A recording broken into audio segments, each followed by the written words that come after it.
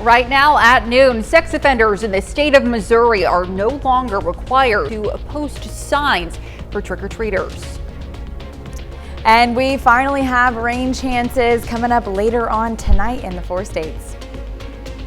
Plus, first responders spent yesterday in training in the event of a full-scale emergency. The 4 states' most watched news starts now. Well, parents might want to know about a change in Missouri's Halloween restrictions for sex offenders. This is KOAM News at noon. I'm Elise Snowy. Now, a recent court ruling in Missouri means registered sex offenders are no longer required to put out signs on Halloween. Now, the change has some parents concerned. KOAM's Samantha Walker has more on what this change means and what families can do to stay safe while trick-or-treating. Since 2008, registered sex offenders in Missouri were required to post a sign stating "no candy or treats at this residence." But earlier this month, a U.S. district judge ruled that the sign requirement violated the First Amendment by forcing, quote, compelled speech. Missouri State Attorney General Andrew Bailey announced on social media that he plans to appeal the decision, saying he wants, quote, Missouri to be the safest state in the nation for children. That includes on Halloween. End quote. According to the Jasper County Sheriff's Office, there are still other requirements the roughly 370 sex offenders in the county will be expected to follow this year.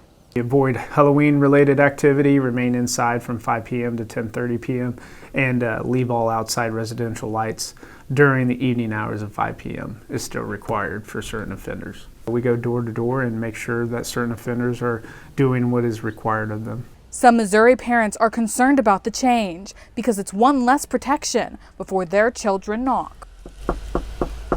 Predators every day are looking for opportunities and for just potential victims. It could be that a child is, someone in their neighborhood trick-or-treating at their house, and they've been able to identify them as someone that they're interested in. Bishop is passionate about protecting children, running a Facebook group with more than 10,000 followers focused on exposing child predators. She suggests for families concerned about going door to door this year to consider attending community activities like trunk or treats instead.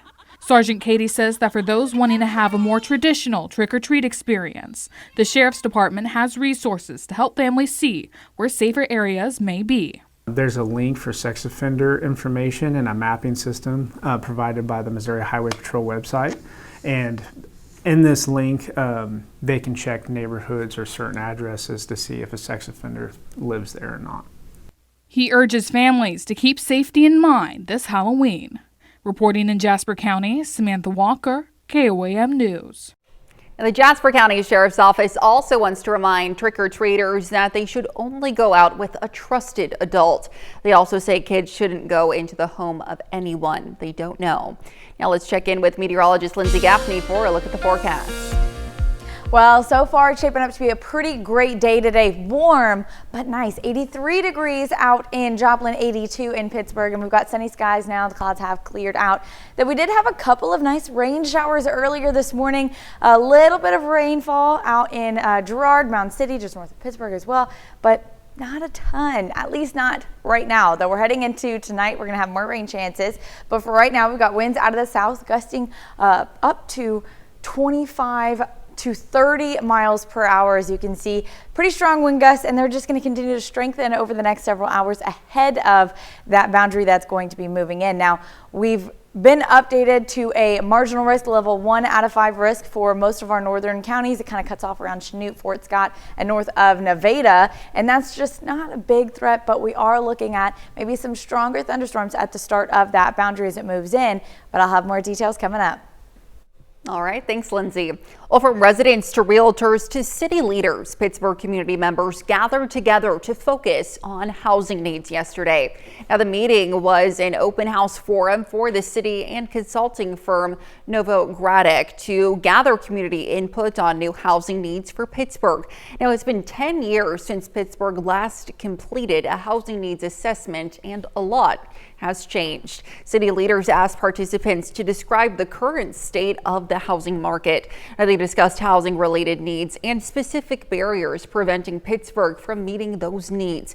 And one barrier, the current cost to build. There's a problem with new construction because it's very expensive. A lot of buyers want into a new home but just can't quite pay the price that's required. The consulting firm plans to take feedback from yesterday's open house and conduct surveys on local housing stock and eventually put together a new housing assessment recommendation. The scaffolding along Block 22 in Pittsburgh has been removed. Now, part of the area was under construction due to falling cement.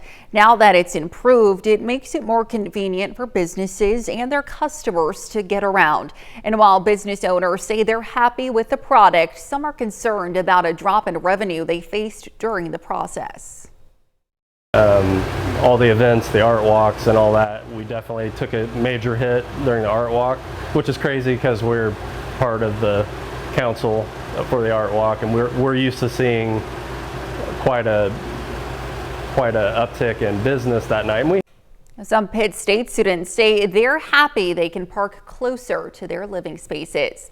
The organization One Joplin hosted a poverty simulation yesterday. It gave anyone who wanted it the opportunity to experience a simulated month of living in a low-income situation. Now, in the simulation, every 15 minutes represented a week of living in poverty. The participants were given a family situation, and based on that, they had to navigate everyday life like budgeting for groceries and transportation. Now, more than 80 people participated in the event. You can help individuals to prosper in our community and ask questions, be empathetic about what their situation is, but also talk to policymakers, to our city council members, and talk to them about barriers that we may have in front of our low-income individuals. More than 80 people participated, and they hope to make it an annual event. The Joplin Regional Airport held a full-scale emergency response exercise yesterday. The event simulated a real-life emergency and lasted several hours. Event organizers say the training puts them on the same level of safety as a bigger metropolitan airport. We're trying to maintain that, you feel just as safe flying in here as you do LAX. Like I said, because we're held to the same standards of them. Everything that we do when we go through our inspections is to make sure that you flying into this commercial airport is the same as flying into any commercial airport in the country, whether we're small or whether we're big. This exercise is a part of ongoing efforts to ensure the readiness of local emergency responders and airport personnel in case of an aviation-related emergency. Well, coming up, some Joplin High School students receive a hands-on lesson in the election process. That story coming up. And later, we're making Tuscan pork chops in the Mr. Food Test Kitchen.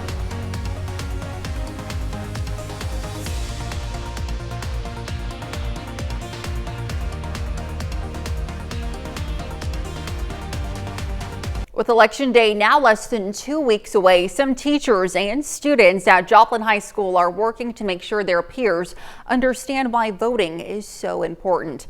KOAM's Anthony Saviello sits down with them to find out how.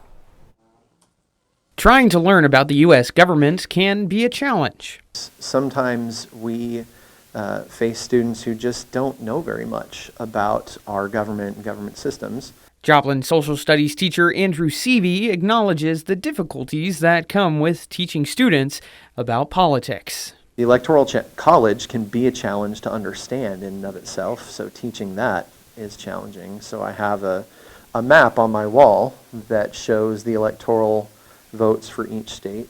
That same map can be found just a few doors down, where the Joplin Student Council is working to get students excited about voting. We are creating a ballot so that our students can vote on the actual amendments and propositions that will be on the ballot on Election Day, as well as the national presidential elections. The mock ballot they are creating gives students who aren't yet old enough a chance to experience what Election Day is like. I hope the students talk about what they voted for, because it just starts up a really good conversation, and I hope they realize that voting is important. Come Election Day, Joplin students may not cast real ballots, but the experience could help them in the future. I tell students all the time that American history and government, world history, geography, all these topics, they're going to have an influence on your day-to-day life for the rest of your life, for everybody. In Joplin, Anthony Saviello, KOAM News. Well, the mock ballots have all the same wording as the Missouri ballot, and the students who cast their mock ballots will be asked their grade level for statistical purposes. Well, still to come on KOAM News at noon, Mr. Food. The mouth-watering chops we're making today are done in just 15 minutes. Now, this is my idea of fast food. And we finally have some rain chances in our area. We'll talk about that coming up.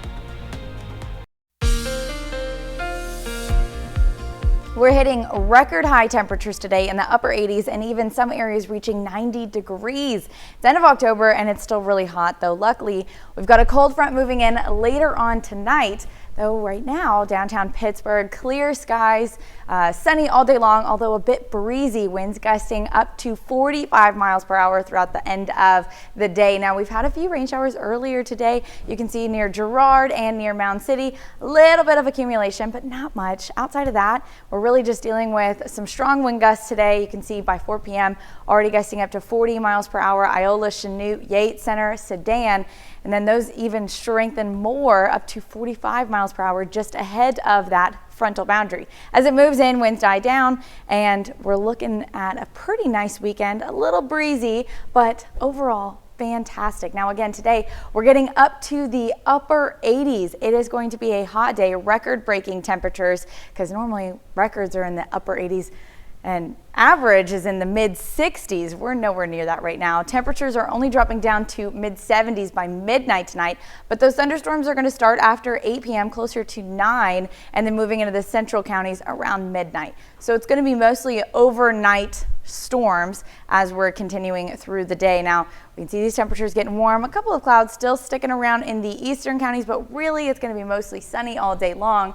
And then as we head into this evening, 8 p.m. tonight, we're going to start to see this boundary start to push into those northern counties. And this is where we're seeing that main threat for stronger storms. We've got that level 1 out of 5, so not a severe risk, but that's kind of cutting through Chanute, Fort Scott area, just clipping some of those northern counties. So as it moves in, we're going to start to see some stronger storms, but they break apart. This is closer to midnight now, breaking apart into those central counties, Parsons, Pittsburgh, Girard, Nevada, Stockton area, and then hitting the Joplin Metro closer to 1 a.m.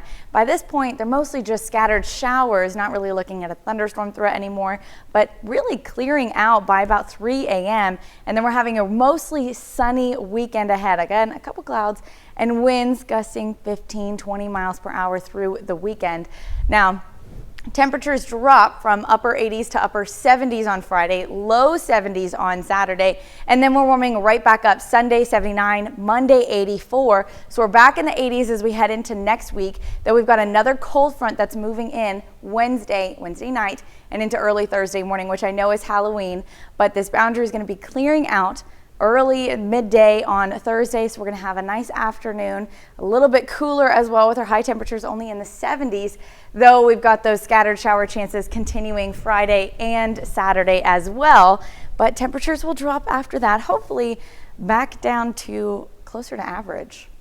Yeah, that'd be great. We definitely need this rain. I mean, it's been, our drought is pretty bad, but I'm more excited about the cooler temperatures. We were in the 60s, a couple of weeks ago? That was fantastic. That was nice. It felt nice, cool, crisp air that I've been wanting. Right? And I mean, I've seen the leaves though, they're changing. It looks like fall out there. It just doesn't quite feel like fall yet. So hopefully that's just in time for Halloween too. That way you will be sweating in your costumes. Yeah, but you don't want to wear a jacket over your costume either. That's true. We need a little in the middle there. Yeah. All right. Well, thanks, Lindsay. Well, stick around. We're making Tuscan pork chops in the Mr. Food Test Kitchen. We'll be right back. Well, today's Mr. Food recipe is perfect for a quick and easy weeknight dinner. Howard showing us how to make Tuscan pork chops in the Mr. Food Test Kitchen. Do you get frustrated thinking about what to make for dinner every day? If so, let me share with you a dish that we just came up with. And since it goes together in less than 15 minutes and uses ingredients that you probably have right at home, it's a no-brainer. We start by sauteing some thick-cut boneless pork chops after dredging them in seasoned flour. Once they're golden on both sides, we take them out, and in the same skillet, we add some chopped garlic and stir that around until it gets toasty. Next, we deglaze the pan with some balsamic vinegar and chicken broth. We want to make sure we get all the bits and pieces from the bottom of the pan stirred into the sauce to give it lots of flavor. Now we add in some diced tomatoes, along with a few capers and brown sugar.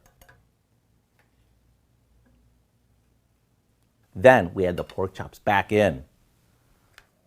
After this simmers and the chops are cooked through, dinner is served.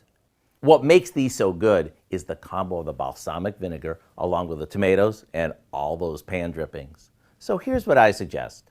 Go online and get the recipe for our Tuscan pork chops. So this way, you won't have to worry about what to make for dinner tonight. I'm Howard in the Mr. Food Test Kitchen, where today we found a juicy way for you to say, ooh, it's so good. You can find this recipe for Tuscan pork chops along with a lot more good food from the Mr. Food Test Kitchen online. Just go to our website. Of course, that's KOAMnewsnow.com. Now, here's a look at the 4-state market prices.